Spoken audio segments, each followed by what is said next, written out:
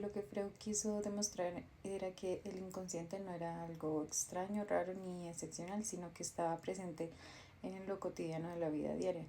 Para ello estudió los sueños, los errores, los actos de cada persona, los actos fallidos y los chistes, porque consideró que en estas situaciones aparecen deseos, pensamientos o conflictos que la persona tiene y reconoce de manera consciente. Entonces estas manifestaciones muestran que en gran parte de nuestra conducta está influenciada por los procesos inconscientes. Lo que nos quiere decir el siguiente texto lo tomamos como que el inconsciente no, al nacer no ha estado completamente formado ni listo, sino que se va construyendo mediante muchas experiencias de vida. Esto quiere decir que lo que nos causa dolor, angustia o algún tipo de conflicto son algunas experiencias que la conciencia del inconsciente pasan como para proteger el equilibrio psíquico, es decir, que aunque los recuerdos dejan de ser conscientes, continúan influyendo en la forma en la que cada persona siente, piensa o actúa en lo cotidiano. Freud no veía la sexualidad solamente como algo relacionado con los órganos genitales, sino que para él la sexualidad era algo mucho más extenso, porque tenía que ver con la búsqueda del placer y que las personas lo experimentaran a lo largo de toda su vida. Además, él planteaba que esa búsqueda del placer pasa por diferentes etapas durante el desarrollo de cada persona.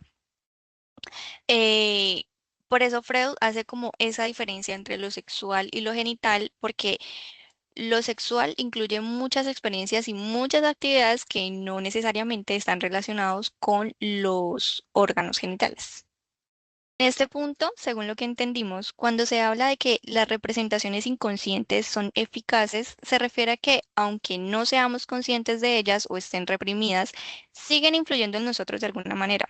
Es decir, que aunque no las podemos identificar fácilmente, siguen produciendo efectos que pueden manifestarse en los sueños, en algunos síntomas o incluso en actos fallidos, como cuando decimos algo que no queríamos decir o cometemos ciertos errores sin darnos cuenta.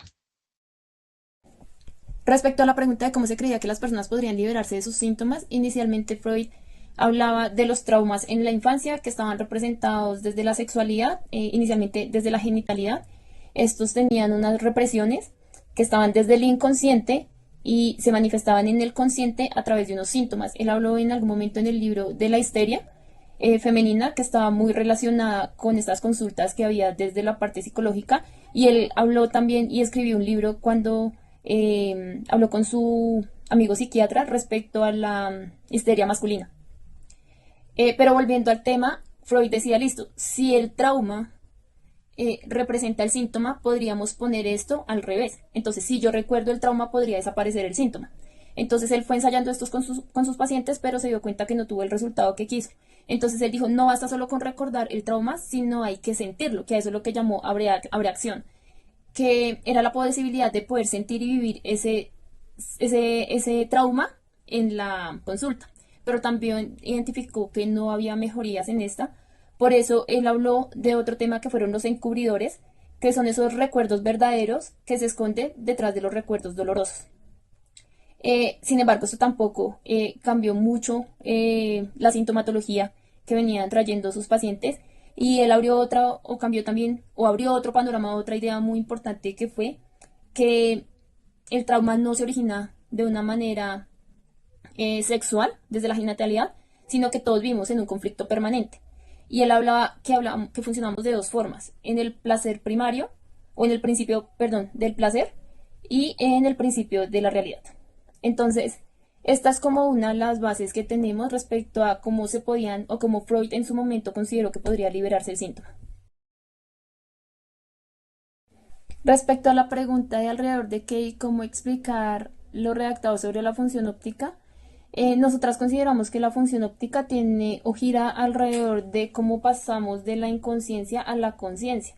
Acá hay un tema que toma relevancia que hablan en el libro, y es de la primera tópica, del primer tópico, que hablan del inconsciente, el preconsciente y el consciente. Entonces, cómo es del inconsciente, que hablaba Freud, que se veía representado a través de figuras, pasaba a este preconsciente y a través del lenguaje y la comunicación lo volvíamos consciente. Entonces, así es como la función óptica tiene relevancia en lo leído. Bueno, lo que llegué a entender del aparato psíquico es que es un aparato virtual debido a que no es un órgano físico y es más una herramienta mental creada por Freud y otros psicoanalistas.